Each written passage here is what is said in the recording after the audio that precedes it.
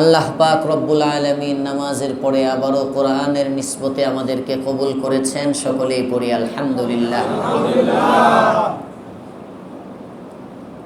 আজকে 2:30 পর্যন্ত হোক না, ইনশাআল্লাহ 2:01 বাজে 29 মিনিট। কষ্ট হবে না তো বেশি ইনশাআল্লাহ। কালকে থেকে ওই আধা ঘন্টা 40 মিনিটই জোহরের পরে। জোহর কয়টায় হয় এখন? 1:30টায়। ধরেন বসতে বসতে 1:50 বাজলো, 2:30টার মধ্যে শেষ করে দিলাম। এরপরে 2-4 মিনিট এদিক সেদিক। এটা তাফসির, যেহেতু অনেক সময় স্টেশনে আসতে দেরি হয়, এটা তো ট্রেন স্টেশন না যে জায়গায় জায়গায় স্টপিস। তো কোরআনে কারিমে একটা মজমুন বিষয় শুরু হয়ে গেলে অনেক সময় আলোচনার একটা ধাপে পৌঁছতে দেরি হয়, 2-4 মিনিট এদিক সেদিক হবে। আল্লাহ তাআলা আমাদেরকে কবুল করেন, বলেন আমিন। রমজানের এই তাফসিরগুলোতে যেহেতু লাগাতার 1 মাস হয়, আবার আমাদের সাপ্তাহিক তাফসিরের কিছু শ্রোতা আছেন, ওনারা দূর দূরান্ত থেকেও আসেন, এলাকার দূরের। ওনারা প্রতিদিন আসা সম্ভব হয় না, অফিস টাইম তো। শুক্র শনি হয়তো আসলো, কিন্তু এছাড়া রবি সোম সপ্তাহের মধ্যে, যে কারণে আমাদের ধারাবাহিক তাফসিরটা রমজানে বন্ধ থাকে। প্রতি বছরই রমজানকে উপলক্ষ করে কোরআনে কারিমের যে কোনো একটা সূরা, যাতে কন্টিনিউ যারা থাকে অন্তত তারা একটা মেসেজ নিতে পারে। তো এই বছর, গত বছর মনে হয় আমরা সূরা রহমান নাকি সূরা মারিয়াম, এর আগে 1 বছর হয়েছিল সূরা রহমান, এর আগে 1 বছর হয়েছিল সূরা ইয়াসিন, এর আগে 1 বছর হয়েছিল সূরা কাহাফ, আর 1 বছর হয়েছিল সূরাতুন নামল। এগুলো রমজানে হয়ে গেছে। ইনশাআল্লাহ এই বছর হবে 20 নম্বর পাড়ার একটা সূরা। সূরার নাম হলো সূরাতুল কসস। সূরার নাম কি? সূরাতুল কসস। কিসসাতুন 1 বচন, কসস তার বহু বচন, মানেই হলো গল্প। তো কসস মানে অনেকগুলো গল্পের সূরা। সুবহানাল্লাহ, অনেকগুলো ঘটনা। হুজুর কিচ্ছা শুনে আমরা লাভ কি? লাভ না থাকলে কি আর কোরআনে আল্লাহ দিছেন? কোরআনে কারিমে যখন আল্লাহ তাআলা দিছেন, তো বোঝা যায় এটা ওই বানোয়াট কোনো গল্প না, বরং এই কিচ্ছাটা অনেক উপকারী। সুবহানাল্লাহ। যে সূরা আমি তিলাওয়াত করেছি, সূরার নাম বলতে হবে, বলেন সূরার নাম কসস। মুখস্থ করেন, অন্তত এটা তো জানলেন আমাদের কোরআন শরীফে কসস নামের একটা সূরা আছে, এটাও কম না। কোরআনে কারিমের সূরাগুলো অবতরণের দিক থেকে 2 ভাগে বিভক্ত, আমরা জানি, মাক্কিয়া, মাদানিয়া। মাক্কি বলা হয়, যেমন দেখবেন বাংলা কোরআন শরীফেও সূরা ফাতিহা মাক্কি, সূরা ফাতিহা মাদানী, মানে সূরা বাকারা মাদানী, এরকম মাক্কি মাদানী লেখা আছে জায়গায় জায়গায়। মাক্কিয়া বলা হয় যে সূরাগুলো হিজরতের পূর্বে অবতীর্ণ হয়েছে, যে সূরাগুলো হিজরতের পূর্বে অবতীর্ণ হয়েছে এগুলোকে বলা হয় মাক্কিয়া। আর যে সূরাগুলো হিজরতের পরে অবতীর্ণ এগুলোকে বলা হয় মাদানিয়া। সূরাতুল কসস এটা মাক্কি একটি সূরা। সূরাতুল কসস মাক্কিয়া, সূরাতুল কসস মাক্কিয়া। মাক্কি সূরা যেহেতু, সুতরাং এটা হিজরতের পরে অবতীর্ণ। হ্যাঁ, সবাই বলেন হিজরতের আগে। তাহলে 1 নম্বর আমরা জানলাম, আজ আমাদের রমজানে যে সূরাটার তাফসির হবে সূরার নাম কসস। 2 নম্বর সূরাতুল কসস এটা মাক্কিয়া, আর মাক্কি হওয়ার কারণে এটা হিজরতের আগে অবতীর্ণ, হিজরতের আগে অবতীর্ণ। মাঝে মাঝে 1-2 কথা বললে ঘুম ধরবে না, আমারই তো ধরতেছে ঘুম। আমি ওয়াজ করতেছি তাতেই ঘুম ধরতেছে, হ্যাঁ। আর আপনারা যদি চুপচাপ থাকেন আরো ঘুমিয়ে যাবে। এই জন্য 1-2 কথা বলতেছি। কষ্ট বেশি হচ্ছে না তো আপনাদের? এখন রোজা রাখায় বেশি কষ্ট দিলে পরে কইব যে খিদা বাইরে যায়, আর যাবই না কালকেতে। আল্লাহু আকবার। আল্লাহ তাআলা আমাদেরকে কবুল করেন, আমাদের রোজাগুলো কবুল করে নেন, আমাদের তিলাওয়াতগুলো কবুল করেন, তারাবিগুলো কবুল করেন। এই যে বসছেন, এক একটা নফল আমল রমজানের বাহিরে ফরজে আমলের গুরুত্বের মতো। সুবহানাল্লাহ। রমজানের বাহিরে একটা ফরজ পড়লে যা সওয়াব, রমজানের ভিতরে একটা নফল করলে সেই সওয়াব। সুবহানাল্লাহ। এই জন্য রমজানকে অনেক গনিমত মনে করা। খলিল আহমদ সাহারানপুরি রহমতুল্লাহি আলাইহি, রশিদ আহমদ গাঙ্গুহি রহমতুল্লাহ আলাইহি, আব্দুল কাদের রায়পুরি রহমতুল্লাহ আলাইহি। আজকে আসার সময় বিমানে বসে বসে ওনাদের জীবনী পড়তেছিলাম মোবাইলে। একটা কিতাব আছে শেখুল হাদিস জাকারিয়া রহমতুল্লাহ আলাইহির লেখা, আকাবির কা রমাজান, উর্দু। এটার বাংলা মনে হয় হয়ে গেছে। আমাদের আকাবিররা রমজান কিভাবে কাটাইতেন। এই যে ফাজাইলে আমল যিনি লিখছেন না, শেখুল হাদিস জাকারিয়া রহমতুল্লাহ আলাইহি, মুহাজিরে মাদানী ছিলেন। মদিনায় জান্নাতুল বাকিতে ওনার কবর, রাসূলের রওজার পাশে যে গোরস্থান, ওখানে শেষ বয়সে হিজরত করে মদিনায় চলে গেছিলেন শুধুমাত্র জান্নাতুল বাকিতে শোয়ার আশায়। সুবহানাল্লাহ। এক ভালোবাসা। হযরত শেখুল হাদিস জাকারিয়া রহমতুল্লাহি আলাইহি বহুত বড় আলেম ছিলেন, আমার দাদা শেখ, তাসাউফের দিক দিয়ে। হজরতের লেখা কিতাব আকাবির কা রমাজান, মনে হয় বাংলা হয়েছে। রমজান আকাবিররা কিভাবে কাটাইতেন ওখানে আছে। রমজান মাসে আকাবিরগণ, এক বুজুর্গের জীবনে পড়তেছিলাম, উনি প্রথমে রমজানে ঘড়ির টাইম ঠিক করতেন। ঘড়ির টাইম একটু বাড়াইয়া দিতেন, আগায় দিতেন একটু, যাতে করে ইবাদতের ক্ষেত্রে লস না হয়, কাটায় কাটায় সব ইবাদত করতে পারে। সুবহানাল্লাহ। রমজানের মধ্যে রাত্রেবেলা ঘুম নাই, পাবন্দি আরোপ করতেন, রাতে কোনো ঘুম হবে না, সারা রাত কোরআনে কারিমের তিলাওয়াত। এক বুজুর্গের জীবনী পড়তেছিলাম, উনি রমজানের আগে তো আউয়াবিন পড়তেন 6 রাকাত মাগরিবের পরে, আর রমজানে আউয়াবিন পড়তেন 20 রাকাত। মাগরিবের নামাজের পরে পড়তেন 20 রাকাত, আবার এশার নামাজের পরে তারাবি পড়তেন 20 রাকাত। সুবহানাল্লাহ। এক রিওয়ায়াত আছে আল্লাহ রাসূল সাল্লাল্লাহু আলাইহি ওয়াসাল্লাম 43 রাকাত তারাবি পড়ছেন।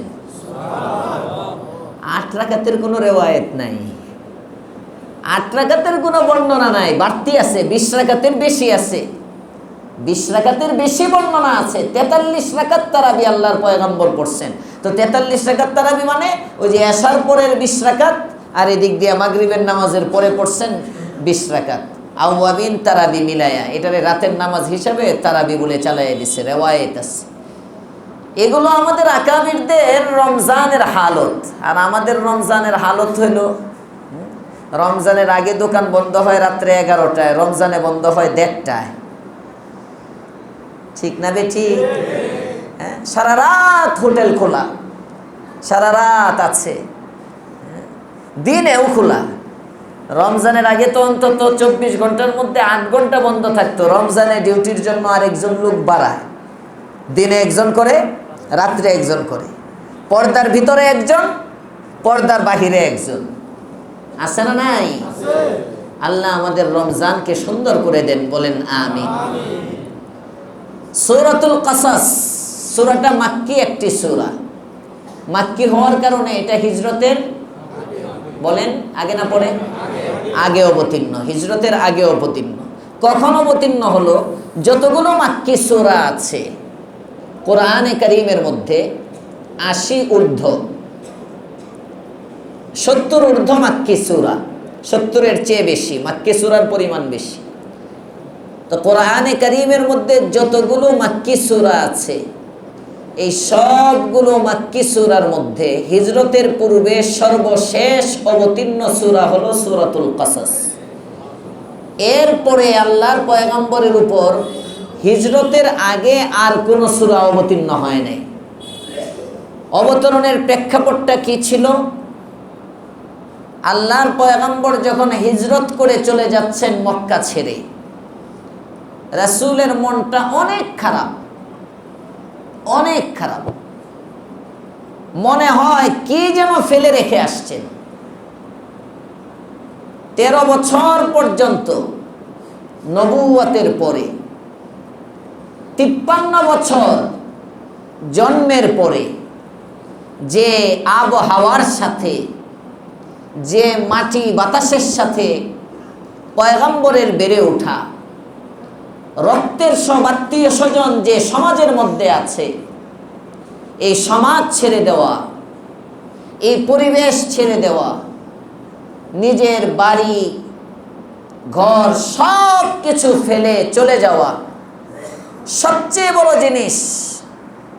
নিজের আত্মীয় স্বজন বাড়ি ঘর সব তো পরে, পৃথিবীর সর্বশ্রেষ্ঠ ঘর যেখানে আল্লাহর ঘর, এই আল্লাহর ঘরটা পর্যন্ত আর দেখতে পারবো না, চলে যেতে হবে। মনটা অনেক খারাপ। খারাপ তো হওয়ারই কথা, হওয়ার কথা না? যারা যান উমরার সফরে, হজের সফরে, দেখবেন বাইতুল্লাহ ছেড়ে যেদিন চলে আসবেন, আসার সময় মনে হয় কি যেন খালি খালি লাগে। এটা ভাষায় বোঝাবার মতো না। সবার একটা কি যেন ছেড়ে আসতেছি, কি যেন ছেড়ে আসতেছি। নিজের বাবা মারা গেলে কিংবা নিজের আদরের সন্তান মারা গেলে একে কবরস্থ করে বাবা যখন আসতে থাকে সন্তানকে কবরে রেখে, কিংবা বাবাকে কবরে রেখে সন্তান যখন আসতে থাকে, তখন যেমন বারবার বারবার কবরটার দিকে চায়, আল্লাহর ঘরটা লাস্ট দেখে যখন হাজী সাহেবরা আসতে থাকে, যাদের এশকো আছে ওরা বারবার ঘুরে ঘুরে ঘুরে ঘুরে চায়। মনে হয় কি যেন রেখে যাইতেছি, কি যেন হারায় যাইতেছে, আর না জানি দেখা হয়। আমাদের হাজী সাহেবদের যদি হালত এই হয়, পয়গম্বরের হালতটা কেমন ছিল বুঝেন? ওনার দিল তো আল্লাহ প্রেমে ওয়াকফ, যে বাইতুল্লাহর পাশে দাঁড়ায়া প্রতিদিন তাহাজ্জুদ পড়তেন আর পড়তে পারবেন না, যে বাইতুল্লাহর পাশে দাঁড়ায়া নামাজ পড়তেন ওই বাইতুল্লাহকে আর দেখবেন না। কত স্মৃতি বাইতুল্লাহর সাথে জড়িত। জন্মের আগের স্মৃতি বাইতুল্লাহ, জন্মের পরের স্মৃতি বাইতুল্লাহ, শৈশবের স্মৃতি বাইতুল্লাহ, কৈশোর যৌবনের স্মৃতি বাইতুল্লাহ, নবুয়তের আগে যখন গারে হেরায় 6 মাস পর্যন্ত ধ্যানমগ্ন থাকেন, ওখানেও তাকায় তাকায় দেখেন বাইতুল্লাহ। গারে হেরায় উঠে ওখানে তাকায় থাকেন বাইতুল্লাহর দিকে। নবুয়তের পরেও 13টা বছর পর্যন্ত বাইতুল্লাহ, ওই বাইতুল্লাহ ছেড়ে চলে যেতেছেন। কি পরিমাণ পরীক্ষা এটা ওনার জন্য। এটাই কি শেষ? এর আগে তো পরীক্ষা আছেই। জন্মের আগে পরীক্ষা শুরু, বাবা নাই। জন্মের কিছুদিন পরে মা নাই, আর কিছুদিন পরে দাদা নাই, চাচা জিম্মাদারি নেন, চাচাও নাই। আস্তে আস্তে এলাকার সব মানুষ তার বিরোধী। মক্কা থেকে গেলেন তায়েফে 160 কিলোমিটার দূরে, দেখি ওখানে গিয়ে কাউকে দাওয়াত দিতে পারি কিনা। পাথরের আঘাত, শরীর রক্তাক্ত, 3 বার বেহুশ। আসলেন, চলে যাব কোন রকম নিজের এলাকা ছেড়ে, তাও শান্তি নাই। কই যাবি কেমনে? যাইতেও দিব না। চতুর্দিকে ঘেরাও করে কাফেররা দাঁড়ায় গেছে। আল্লাহ তাআলা আগেই জানাই দিয়েছেন আপনি এই ঘরে থাকেন না। হযরতে পয়গম্বর আলী রাদিয়াল্লাহু তাআলা আনহুকে ওনার কামরার মধ্যে ওনার চাদর আবৃত করে শোয়া পয়গম্বর বের হয়ে গেলেন। অনেক কষ্ট নিয়ে যাইতেছেন। যাওয়ার সময় চুপে চুপে যাওয়ার আগে বাইতুল্লাহর চাবিটা যার কাছে তাকে বললেন, ওসমান, আমার মনে হচ্ছে আমি মনে হয় আর বাইতুল্লাহ দেখতে পারবো না। শেষবারের মতো যদি চাবিটা দিতা 2টা রাকাত নামাজ বাইতুল্লাহ পড়তাম। সে বলে, না, চাবি দেওয়া যাবে না। পিছন দিকে যাইতেছেন, বারবার বাইতুল্লাহর দিকে ঘুরে ঘুরে তাকাচ্ছেন। দিলের মধ্যে কি কষ্ট। মক্কা থেকে বের হয়ে গেছে। রাবে' নামক একটা জায়গা আছে, এখন বর্তমান নাম রাবে'। মক্কা থেকে মদিনায় যাওয়ার পথে কয়েক কিলোমিটার দূরে, জোহফার কাছে, 50, 60, 65 কিলো দূরে হবে। বড় করে রাবে' লেখা আছে। এই জায়গা পর্যন্ত পয়গম্বর গেছেন, ব্যথা তাবু গাড়ছেন, বসছেন, দিল পরে রয়েছে বাইতুল্লাহ। আল্লাহ পাক রব্বুল আলামিন বলেন, জিবরাইল, আমার পয়গম্বর জন্মের আগ থেকে আমি তাকে পরীক্ষা করা শুরু করলাম। জন্মের পরে শৈশবেও পরীক্ষা দিল, কৈশোরেও পরীক্ষা দিল, যৌবনেও পরীক্ষা দিল। নবুয়ত লাভের পরে তায়েফের ময়দানে পরীক্ষা, মক্কায় পরীক্ষা। আবু জাহেল, উতবা, সাইবা, আবু লাহাব, মুগীরা, ওয়ালিদ ইবনে মুগীরা, উমাইয়া ইবনে খালফ, উকবা ইবনে আবি মুআইদ, এই সব মানুষগুলো পয়গম্বরকে অত্যাচার করলো। আজকে পয়গম্বরকে হিজরতের আদেশ দিয়ে দিলাম, মদিনার উদ্দেশ্যে আমার পয়গম্বর বের হয়ে যায়। নবী দেখি বারবার বারবার পিছনে আমার ঘরের দিকে তাকায়। 55 কিলোমিটার পার হয়ে চলে আসলো পয়গম্বর, কিন্তু তার দিলটা এখনো বাইতুল্লাহে পড়ে আছে। জিবরাইল, যাও যাও, আমার পয়গম্বরের মনের ব্যথা দূর করার জন্য সূরাতুল কাসাস দিয়ে দিলাম। এই গল্পগুলো পয়গম্বরকে শোনায়া নবীর দিলটাকে একটু শান্ত করে দাও। অশান্ত দিলকে শান্ত করার জন্য সূরা কাসাস পাঠাইলেন। যাও, আমার পয়গম্বরকে গিয়ে কিছু গল্প শোনাও। গল্প, মনটা যখন খারাপ থাকে, বাবা সন্তানকে পিটাইছে, সন্তান কাঁদতেছে, কাঁদতে কাঁদতে হেঁচকি, মাও থামাইতে পারে না, কেউ থামাইতে পারে না। এবার দাদা আসে কিংবা দাদি এসে নাতিরে লইয়া গিয়া কয়, আয় তোরে কিচ্ছা শোনাই, তোকে গল্প শোনাই। দাদা দাদি এখন গল্প শোনায় অন্য মনস্ক করে, অন্যদিকে ডাইভার্ট করে, বাচ্চার কান্না থেমে যায়, হয় না? আল্লাহ পাক রব্বুল আলামিন জিবরাইলকে পাঠিয়ে দিলেন, যাও জিবরাইল, একটা গল্প নয়, সূরাতুল কাসাস অনেকগুলো গল্প দিয়ে দিলাম। এই সবগুলো গল্প পয়গম্বরকে গিয়ে বসে বসে একটার পর একটা শোনায় দাও। যে গল্পটাই শুনবে দেখবে পয়গম্বরের জীবনের সাথে মিল আছে। আর গল্পের শেষ অংশে আমি একটা সুসংবাদ দিয়ে দিলাম, সূরা কাসাসের শেষ পৃষ্ঠার মধ্যে ওই আয়াতটা দিয়ে দিলাম। গল্পের শুরুতে নবীকে সান্ত্বনা দিলাম, গল্পের শেষে আমি সুসংবাদ দিলাম, তুমি যে নবীকে জানায় দাও, ইন্নাল্লাযী ফারাদা আলাইকাল কুরআনা লারাদ্দুকা ইলা মাআদ। হাবিব আমার, আল্লাহ পাক রব্বুল আলামিন জানাইছেন, যে ঘর ছাড়ার জন্য আপনার দিলের মধ্যে এত ব্যথা, যে ঘর বারবার বারবার পিছনে ফিরে আপনি দেখতে চান, যে ঘরের মধ্যে 2 রাকাত নামাজ পড়ার অনুমতি চান কিন্তু পান নাই, যে ঘরের সাথে আপনার এত স্মৃতি বিজড়িত গো পয়গম্বর, এই ঘরটা আজকের দেখাটাই শেষ নয়, খুব বেশি দিন দূরে নয়, এই ঘরে আবার আল্লাহ আপনাকে ফিরে নিয়ে আসবে।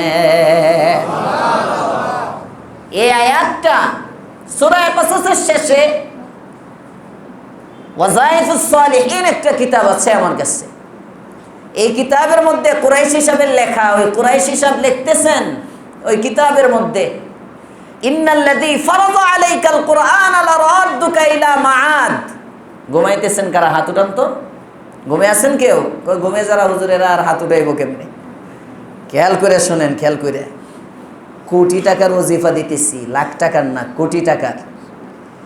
ইন্নাল্লাযী ফারাদা আলাইকাল কুরআনা লারাদ্দুকা ইলা মাআদ। বুজুর্গানে দ্বীনের তাজরিবা, ওই কিতাবের মধ্যে উনি লিখতেছেন, বিশেষ একটা পদ্ধতি আছে, এই পদ্ধতিতে যদি কেউ কাবার গিলাফের মধ্যে ওমরা বা হজের সফর করে আসার সময় হাতের আঙ্গুল ঘুরায় এই আয়াতটা লিখে আসে, পরের বছর আবার যাবে। আমার জিন্দিগির পুঁজি এটাই। আল্লাহর কাছে দোয়া করি আর কাবার গিলাফে শেষে যত কষ্টই হোক যাইতে মুইতে গিয়ে, হ্যাঁ, যে পদ্ধতিতে এনে গিয়ে আঙ্গুল ডালার কালকেও লিখে থুয়ে আইছি, ইনশাল্লাহ বাচ্চা থাকলে আবার যাব। ইয়াকিন। ইন্নাল্লাযী ফারাদা আলাইকাল কুরআনা লারাদ্দুকা ইলা মাআদ। আল্লাহ পাক রব্বুল আলামিন বলেন, নবী আপনি আজকে বের হয়ে যাইতেছেন, বারবার বারবার বাইতুল্লাহর দিকে তাকাচ্ছেন, এত কষ্ট দরকার নাই, এত আফসোস দরকার নাই। আমি আল্লাহ বলে দিলাম এই বাইতুল্লাহ খুব শীঘ্রই আপনাকে আবার নিয়ে আসব। আল্লাহর পয়গম্বরের উপর যখন এই সূরা আসলো, আল্লাহর পয়গম্বরের কষ্ট কমে গেল। সুবহানাল্লাহ। তাহলে কয়েকটা জিনিস জেনে ফেললাম। 1 নম্বর সূরার নাম কসস, মাশাআল্লাহ। 2 নম্বর মাক্কি সূরা, হিজরতের আগে অবতীর্ণ সূরা। 4 নম্বরে সূরা অবতরণের প্রেক্ষাপট জেনে গেলাম। সূরাটা মক্কায় সর্বশেষ অবতীর্ণ হয়েছে, হিজরতের পূর্বে সর্বশেষ অবতীর্ণ সূরা। কেন? পয়গম্বরকে সান্ত্বনা দেওয়ার জন্য। সুবহানাল্লাহ। সান্ত্বনা দেওয়ার জন্য কয়েকটা গল্প শোনাইছেন। গল্পটা আল্লাহ তাআলা শুরু করছেন হযরত মূসা আলাইহিস সালামের ঘটনা দ্বারা। সুবহানাল্লাহ। সূরার শুরুতে আল্লাহ বলতেছেন। ও আরেকটা জিনিস জেনে নেই, সূরার আয়াত সংখ্যা 88। সূরাটার মধ্যে আয়াত কয়টা?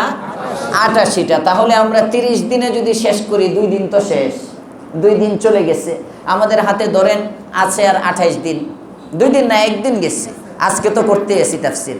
আমাদের মনে করেন 29 দিন হবে, রমজান 30টা, 29 দিন হবে। আমরা তো কইতে পারি না রমজান কয়টা। আরে জিন্দিগি হুদাই নষ্ট করলাম, কিচ্ছু হইতে পারলাম না। মাঝে মাঝে চিন্তা করি, কিচ্ছু হইতে পারলাম না। আকাবির কা রমাজান যে বইটার কথা বললাম, ওখানে পড়তেছিলাম, এক বুজুর্গ ওনার কাছে রমজানের প্রথম তারাবি, রমজানের প্রথম তারাবি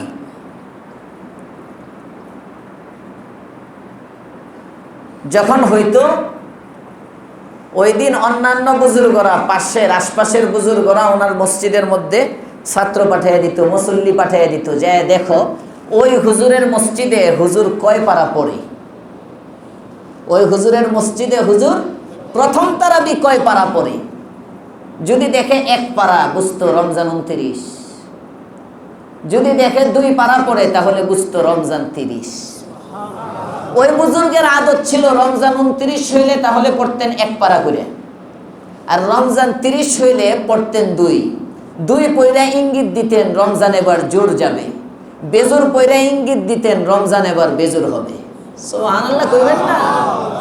এমনও আল্লাহওয়ালারা আছেন পৃথিবীতে যারা চাঁদ দেখলেই কইতে পারে এই চাঁদটা 30 না 29। সুবহানাল্লাহ।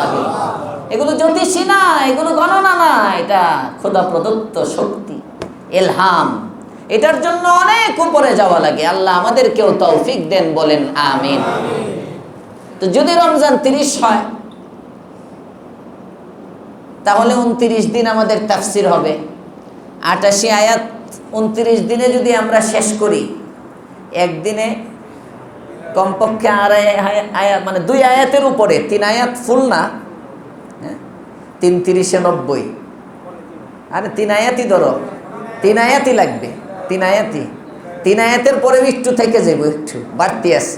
একদিন তো শেষ, 29 দিনে 87 না 88 আয়াত, তো 3 আয়াত করে আমাদের কমপক্ষে প্রতিদিন লাগবে। আজকে 3 আয়াত পড়ি। প্রথম দিন তো আল্লাহ তাআলা একেবারে সহজ সহজ 3টা আয়াত দিচ্ছে। পড়েন আমার সাথে। 1 নম্বর, বিসমিল্লাহির রহমানির রহিম।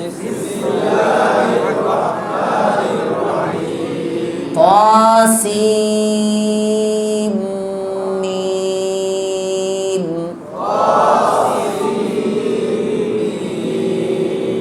বাস 3টা অক্ষর, ত সিন মিম।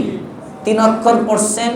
রমজানের বাহিরের 30 নেকি, রমজানে খালি 70 দিয়ে বাড়াইবেন, এতে হিসাব করার সময় নেই। রমজানের বাহিরে 30 নেকি। কোন কোন মুফাসসির বলেন ত, এটা উচ্চারণ করতে 2 অক্ষর, ত আলিফ ত। সিন, এটা লিখতে উচ্চারণ করতে 3 অক্ষর, সিন ইয়া নুন সিন। মিম, উচ্চারণ করতে 3 অক্ষর, মিম ইয়া মিম মিম। তাহলে ত সিন মিম, বাহ্যিকভাবে দেখা যায় 3 অক্ষর, আসলে এখানে অক্ষর কয়টা? 8টি। মুফাসসিরিনে কেরাম কেউ কেউ বলেন তাসিম মিম যদি কেউ একবার পড়ে আল্লাহ তাআলা তার আমলনামায় রমজানের বাহিরে দিবে কমপক্ষে 80 নেকি। তো রমজানে 70 দিয়ে গুণ কইরা আপনারা পড়ছেন, পাইয়া গেছে। অর্থ কি? তাসিম মিম, এটার অর্থ জানাই নাই দুনিয়ায়, এটা রেখে দিলাম আমি, কিয়ামতের দিন আমি আল্লাহ নিজে এটার ব্যাখ্যা তোমাদেরকে জানাইয়া দিব। এটার মধ্যে হিকমত, সব জানার মধ্যে হিকমত না, কিছু না জানার মধ্যে হিকমত। এজন্য মুফাসসিরিনে কেরাম লেখেন আল্লাহু আ'লামু বিমুরাদিহি বিযালিক। তাসিম মিম, আলিফ লাম মিম, এগুলোর অর্থ কি এটা আল্লাহই ভালো জানেন। এই যে বললাম আল্লাহই ভালো জানেন, এটাই কেমন যেন এটার অর্থ তাসিম মিম। পরের আয়াতে আল্লাহ বলতেছেন তিলকা আয়াতুল কিতাবিল মুবিন।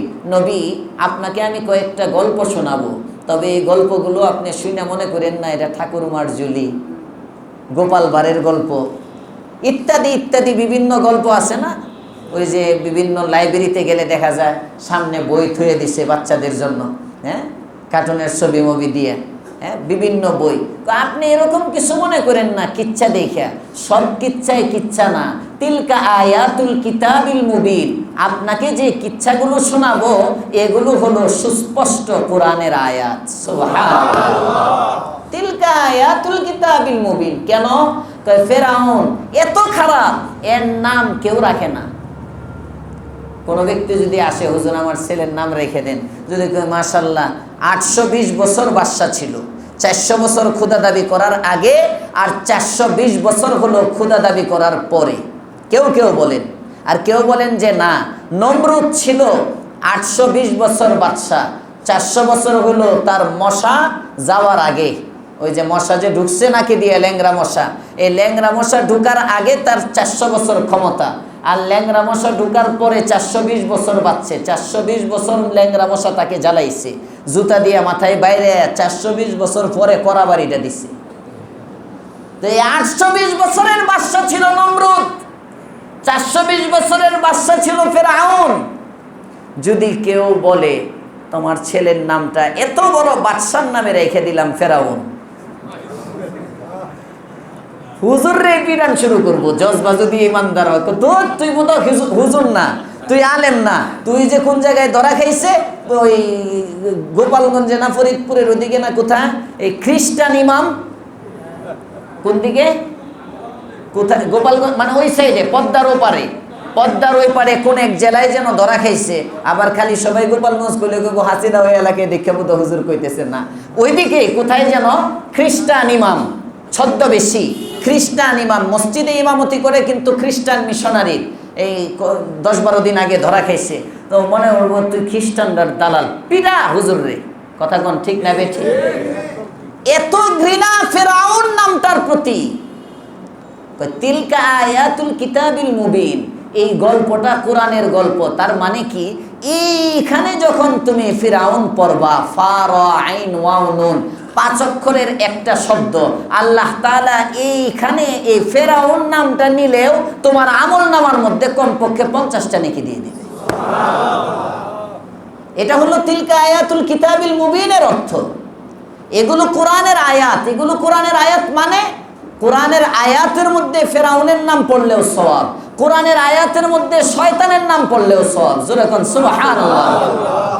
আল্লাহ তাআলা এই জন্য বলতেছেন তিলকা আয়াতুল কিতাবিল মুবিন, আপনাকে যে গল্পগুলো শোনাচ্ছি এগুলো হলো সুস্পষ্ট কোরআনের আয়াত।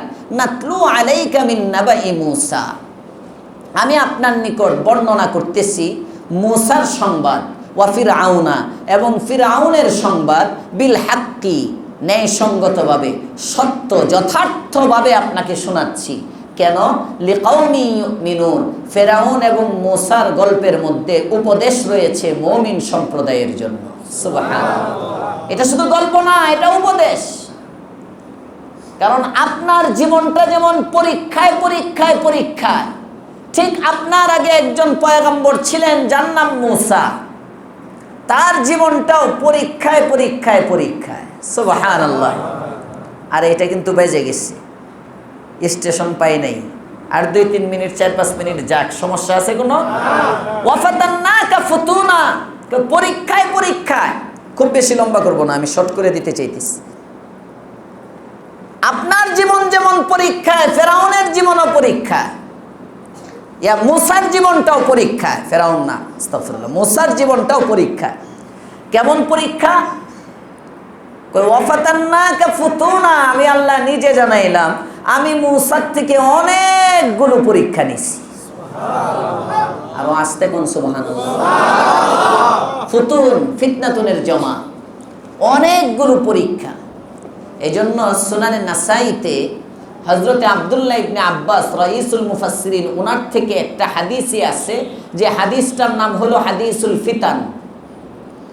হাদিসটার নাম কি? হাদিসুল ফিতান। যেমন কিছু মানে মুহাদ্দিসিনে কেরাম বোঝার জন্য এই নামগুলো বলে। যেমন একটা হাদিস আছে হাদিসে জিবরাইল, প্রসিদ্ধ নাম করে, এরকম এই হাদিসটাকে বলে হাদিসুল ফিতান। ঘটনাটা হলো এমন, হযরতে সাঈদ ইবনে জুবাইর রাদিয়াল্লাহু তাআলা আব্দুল্লাহ ইবনে আব্বাসের পাশে গেলেন। সাঈদ ইবনে জুবাইর রাহিমাহুল্লাহ, উনি আব্দুল্লাহ ইবনে আব্বাসের পাশে গেলেন। পাশে গিয়ে বলতেছেন আব্দুল্লাহ ইবনে আব্বাসকে যে হযরত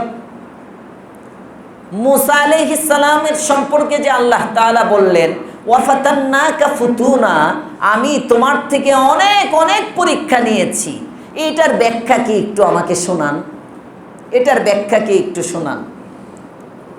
এবার শুরু করলেন হযরত আব্দুল্লাহ ইবনে আব্বাস রাদিয়াল্লাহু তাআলা আনহু, কই এটা তো অনেক লম্বা, হ্যাঁ কালকে আইসো, আজকে না, আজকে সময় নাই, আগামীকালকে ফজরের নামাজের পরে আইসো, তখন শুরু করবো নে। হযরত আব্দুল্লাহ ইবনে আব্বাস বলেন, সাঈদ ইবনে জুবাইর বলেন, আমি পরের দিন গেলাম। যাওয়ার পরে আবার আব্দুল্লাহ ইবনে আব্বাসকে সময় নিয়ে, যখন লম্বা সময় নিয়ে বসলাম, তখন উনি শুরু করলেন। কি শুরু করলেন এটা আগামীকালকে ইনশাআল্লাহ। স্টেশন তো এখন, স্টেশন